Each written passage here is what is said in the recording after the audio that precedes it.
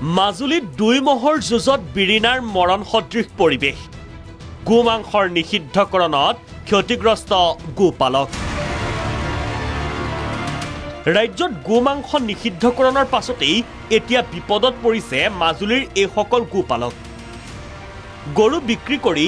2 পইচা পোৱা গোপালকৰ এতিয়া বিক্ৰী হোৱা নাই গৰু সেয়ে ৰাজ্য চৰকাৰ কিংবা মুখ্যমন্ত্ৰীৰ বিৰুদ্ধে ক্ষোভ উজাৰিছে এইসকল গোপালকে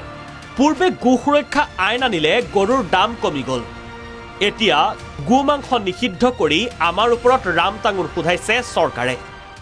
বিকিবলগীয়া গৰু সেইবোৰো বিকিব নোৱাৰা হৈ গৈছে আৰু বুঢ়ী হৈ মৰি গৈছে পুহি আমাৰ কি লাভটো আছে বৰ্তমান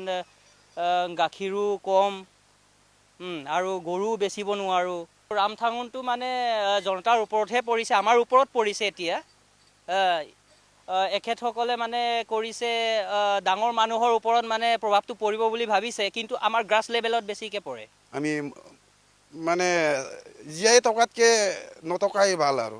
এনেকৈ সমস্যাটোৰ সন্মুখীন হ'ব মুখ্যমন্ত্ৰীয়ে কোৱাৰ দৰে চেউৰি গৰু জন্ম দিলে গাখীৰ বিক্ৰী ক'ত হ'ব গোপালকে কেৱল দুগ্ধৰ বাবে নহয় গৰু পুহিছে খেতি কৰিবলৈ গোমাংস নিষিদ্ধ কৰিলে সিন্ডিকেটহে বৃদ্ধি পাব কৃষকে মাধমাৰ খাব গোমাংস বিক্ৰী হ'লেহে গৰু বিক্ৰী হ'ব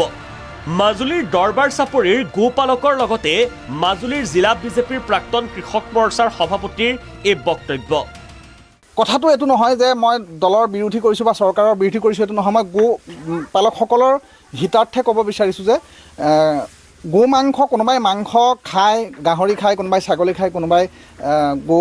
গৰু খায় সেইটো আমাৰ ক'বলগীয়া নাই আমাৰ ক'বলগীয়া কথাটো হ'ল এইটোহে যে গোমাংস বিক্ৰী হ'লে বিক্ৰী হ'ব আৰু এইটো আমি খেতি হিচাপে লৈছোঁ কোনোবাই হয়তো লক্ষ্মী হিচাপে কাৰোবাক পূজা কৰিব পাৰে আমিও পূজা কৰোঁ কিন্তু সেইটো ডাঙৰ কথা নহয় ডাঙৰ কথাটো এইটোহে যে আমি গোপালকসকলে এইটো খেতি হিচাপে লৈ ইয়াক বিক্ৰী কৰোঁ সময়ত আৰু এটা ভাল উপাৰ্জন পাওঁ তাৰ পৰা চলি থাকিব পাৰোঁ যোৱা সময়ছোৱাত যেতিয়া গো সুৰক্ষা আইন আনিছিলে গৰু বিক্ৰীটো হৈ আছে নোহোৱাকৈ থকা নাই আৰু এতিয়াও সেই তেনেকুৱা ধৰণৰ এটা চাগে ব্যৱস্থাই হ'ব নহ'লেতো অন্যটো কি কথাটো আছে আৰু যদি বেন কৰে একেবাৰে গোপালকসকলক এটা বেলেগ এভাগে চিকট কৰি লওক যে গৰু আৰু পুহিব নালাগে যিকেইজনী গৰু পোহে গাখীৰৰ কাৰণে পোহক আৰু গৰু পুহিব নালাগে আপোনালোকৰ গৰুৰ বিনিময় দি লওক দেউৰী গৰুখিনিতে গাখীৰৰ এটা সময়ততো আমাৰ ভেলু নাইকিয়া হৈ গুচি যায় গাখীৰৰ মিঠাই নিকিনা হয় মানুহে গতিকে গাখীৰখিনি প্ৰিজাৰ্ভ কৰিব কেনেকৈ সেইটো মূল কথা প্ৰিজাৰ্ভ কৰিব লাগিব প্ৰিজাৰ্ভ কৰিলেহে গাখীৰখিনিৰ মূল্য হ'ব মুঠতে ৰাজ্য চৰকাৰৰ এই হঠকাৰী সিদ্ধান্ত সহজে মানি ল'ব খোজা নাই মাজুলীৰ গোপালকে পূৰ্বৰে পৰা গৰু ব্যৱসায়ৰ লগত জড়িত এইসকল ব্যক্তিৰ মূৰত যেন এতিয়া সৰগ ভাগি পৰিছে ইপিনে গোমাংসৰ নামত ৰাজনীতি বন্ধ কৰাৰ দাবীৰে মুখ্যমন্ত্ৰীক প্ৰশ্ন অসম জাতীয় পৰিষদৰ নেতা ৰাজু ফুকনৰ আহোমেও গোমাংস খাইছিল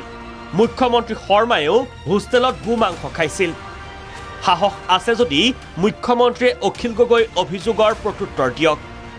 সাহস আছে যদি মুখ্যমন্ত্ৰীয়ে শ্বিলঙত গোমাংস বন্ধ কৰক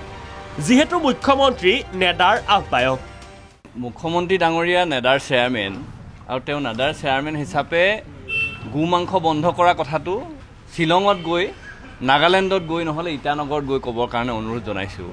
যে আমি এটা কথা অপ্ৰাসংগিক হ'লেও মই জাতত আহোম হিচাপে গদাধৰ সিংহই প্ৰত্যেক দিনাই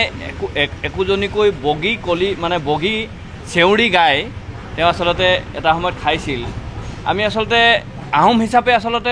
গোমাংস খোৱা আগতে এটা পৰম্পৰা আছিল এতিয়া আমি বেলেগ ধৰণে বৈষ্ণৱ ধৰ্মত আমি আহিলোঁ তাৰ পাছত ধৰি লওক মানে জীৱ হত্যা মহাপাপ এনেকুৱা ধৰণৰ কথাবিলাকত অহাৰ পাছত আচলতে এই বিষয়বিলাক নাইকিয়া হৈ গ'ল কিন্তু